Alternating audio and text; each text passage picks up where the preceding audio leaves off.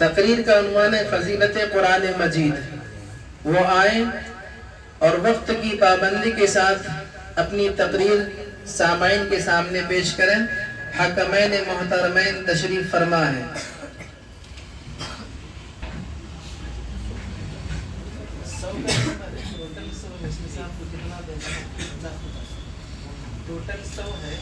السلام علیکم ورحمۃ اللہ وبرکاتہ. الحمد للہ وحدہ والصلاة والسلام علی من لا نبی بعدہ. اما بعد فقد قال اللہ تبارک وتعالی فی القرآن المجید اعوذ باللہ من الشیطان الرجیم بسم اللہ الرحمن الرحیم ذلك الكتاب لا ريب فيه هدى للمتقين. وقال النبي صلى الله عليه وسلم خيركم من تعلم القرآن وعلمه او كما قال عليه الصلاة والسلام. الہی رونق اسلام کے سامان پیدا کر، الہی رونق اسلام کے سامان پیدا کر، دلوں میں مومنوں کے الفت قرآن پیدا کر. صدر محترم، اسٹیج پر رونق افروز بزرگان دین اور حاضرین جلسہ، آج کی اس محفل میں اور آج کی اس مبارک اجلاس میں میرا موضوع سخن دنیا کی سب سے پاکیزہ اور مقدس کتاب قرآن پاک ہے. ہمیں چڑھتے سورج کی طرح یقین ہے کہ اس کا ایک ایک حرف سچا اور صادق ہے. وہ قرآن پاک جس کی زبان مقدس، بیان مقدس اور جو فصاحت و بلاغت کا ٹھاٹے مارتا سمندر ہے، جس کے متعلقین ارشاد ربانی ہے.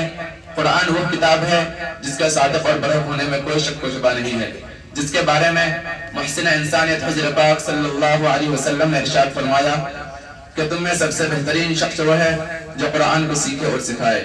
دعا کیجئے کہ خداوند قدوس ہم سب کو قرآن پاک کی دولت سے مالا مال فرمائے، آمین. نوجوان دوستو، قرآن پاک رب ذوالجلال کی طرف سے عطا کرتا ہوا وہ حسین تحفہ ہے جس نے صرف 23 فسقی قلیل مدت میں پوری عالم میں وہ انقلاب برپا کر دیا کہ بڑے سے بڑے فصحاء بلغاء شعراء ادبا حیران و شدر ہو گئے، اور جس کی آیتوں کو سن کر پتھر دل موم ہو گئے اور پتھریلی آنکھیں بے اختیار اشتباری کرنے پر مجبور ہو گئے. دوستو، یہی وہ قرآن ہے جو رہتی دنیا تک کے انسانوں کے اسراف کا ہدایت رحمت ہے. یہی وہ قرآن ہے جس نے رسول کی رسالت کو اجازت بخشا. یہی وہ قرآن ہے جس نے بس مردہ قلوب کو تازگی بخشی. ہاں، یہی وہ قرآن ہے جس کی برکت سے جنات و شیاطین کا آسمانوں پر جانا بل ہوا. یہی وہ قرآن ہے جس کی نظیر پیش کرنے سے ساری دنیا عاجز و قاصر رہی. یہی وہ قرآن ہے جس کا مثل پیش کرنے سے عرب کے فصیح و بلیغ زبان دانی کا دعویٰ کرنے والوں نے گھٹنے ٹیک دیے. یہی وہ قرآن ہے جس کی برکت سے اجلس چمن میں بہار پیدا ہوئی. محترم حضرات، آج کے اس نازک دور میں حفظ کلام پاک کو فضول سمجھا جاتا ہے. اس کے الفاظ رکھنے والے کو حماقت بدلایا جاتا ہے. کہا جاتا ہے اس کا رکھنا اور بے سمجھے پڑھنا بے سود ہے. مگر افسوس سے افسوس، اس قرآن پاک کے بارے میں ہمارا یہ خیال ہے جس کے بارے میں شہنشاہ بطحا، تاجدار مدینہ، احمد مجتبی محمد مصطفیٰ صلی اللہ علیہ وسلم نے ارشاد فرمایا وارتقي ورتل كما كنت ترتل في الدنيا فإن منزلك عند آخر آية تقرأها. قیامت کے دن حافظ قرآن سے کہا جائے گا قرآن پڑھتا جا اور جنت کے درجوں پر چڑھتا جا، اور ٹھہر ٹھہر کر پڑھ. جس طرح کا دنیا میں ٹھہر ٹھہر کر پڑھا کرتا تھا بس طرح مقام اور ٹھکانہ وہی ہے جہاں آخری آیت پر پہنچے. میرے دوستو، قرآن پاک دنیا کا سب سے بڑی نعمت ہے. یہ زمین و آسمان، چاند و سورج ستارے کو اس نعمت کا مقابلہ نہیں کر سکتے. یہ قرآن پاک رب کائنات کا مقدس اور عظیم الشان کلام ہے، اور کیوں نہ ہو جبکہ اس کا اتارنے والا امین، جس کے ذریعے اتارا گیا وہ بھی امین، جس ذات پر نازل وہ بھی امین، جس مقام پر نازل وہ بھی امین، جس مہینے میں نازل وہ تمام مہینوں سے افضل، اور جس رات میں نازل وہ 1000 مہینوں سے بہتر ہے. اللہ کا مقدس اور پاکیزہ کلام تمام کلاموں میں افضل اور برتر ہے. حدیث پاک میں آتا ہے فضل کلام اللہ علی سائر الکلام کفضل اللہ علی خلقہ. اللہ کے کلام کو تمام کلاموں پر ایسی فضیلت ہے جیسے کہ خود حق تعالی شانوں کو تمام مخلوق پر. اللہ کا دلالہ اور خدا کا پیارا نبی ارشاد فرماتا ہے جس نے قرآن پڑھا اور اس پر عمل کیا تو اس کے والدین کو کل قیامت کے دن سورج سے زیادہ روشن تاج پہنا جائے گا.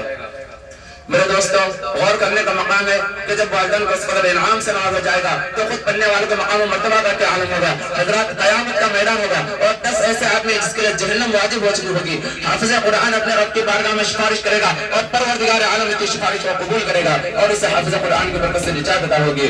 میرے دوستو، قرآن کریم وہ عظیم برکت اور سعادت ہے جو روح خداوندی میں محضن حیات اور چشمہ زندگی ہے. وہ عرب قوم جب پشت سے مردہ چلی آ رہی تھی، دنیا جس کو ذلیل و خوار جانتی تھی، کوئی اس کو اونٹ کی میگنیوں سے کھیلنے والا جانتا تھا تو اس کو جہل عرب کا خطاب دیتا تھا، لیکن جب قرآن آیا تو اس کا نام جہل عرب کا صحابہ کرام ہو گیا، جن کو نفرت سے یاد کیا جاتا تھا ان کو رضی اللہ عنہ کا اعزاز ملا۔ جس زمانے کا نام جاہلیت تھا اس کا نام خیر القرون ہو گیا۔ وہ مردہ قوم جو کروٹ نہیں لے سکتی تھی، طاقت و قوت سے ایسے لیس ہوگی جس نے کثر و کثرت کا غرور کو خاک میں ملا کر رکھ دیا، بڑی بڑی سلطنت اور حکومت کا تختہ الٹ کر رکھ دیا۔ میرے دوستو، قرآن آیا تو زمان و مکان میں زندگی آئی، قرآن آیا تو اپنا مسافات کا پیغام آیا، قرآن آیا تو دم توڑ انصاف کے حقوق ملے، قرآن آیا تو توحید میں ایمان ملا، قرآن آیا تو باطل کے لہراتے ہوئے جنت ٹوٹ پڑے، قرآن آیا تو کفر شرک دم توڑ گیا، قرآن آیا تو ساری کائنات کو نور ملا۔ مگر افسوس اور افسوس، ہم نے قرآن پاک کے دامن مقدس کو ترک کر دیا ہے، اس کی پاکیزہ تعلیمات کو بھلا دیا ہے۔ نتیجہ یہ ہوا وہ مسلم قوم جس کی سر پر عزت اور فخر کا تاج تھا، ذلت اور رسوائی کے غار میں جا گرے۔ وہ قوم کامیابی اس کے آگے بڑھ کر استقبال کرتی تھی، ناکامی اس کا مقدر بن گئی۔ وہ مسلم قوم جس کے ایک آواز پر افریقہ کے جنگل میں رہنے والے خونخوار درندوں نے میدان خالی کر دیا تھا، آج ایک چٹی بھی اس کا حکم ماننے کو تیار نہیں ہے۔ وہ مسلم قوم جو کبھی حکومت سلطنت کا فریضہ انجام دیا تھا، آج غلامانہ زندگی بسر کر رہی ہے۔ وہ قوم جس کا تاریخ کبھی ناز کرتے تھے، آج ماتم کرنا ہے۔ وہ قوم جس کا ماضی روشن اور تابناک تھا، آج حال و مستقبل اس کی تاریخ ہے۔ مسلمانوں، ہوشیار ہو جاؤ اور غفلت کا پردہ چاک کرو، قرآن پاک سے وابستہ ہو جاؤ، ورنہ یاد رکھو تاریخ کبھی معاف نہیں کرے گی۔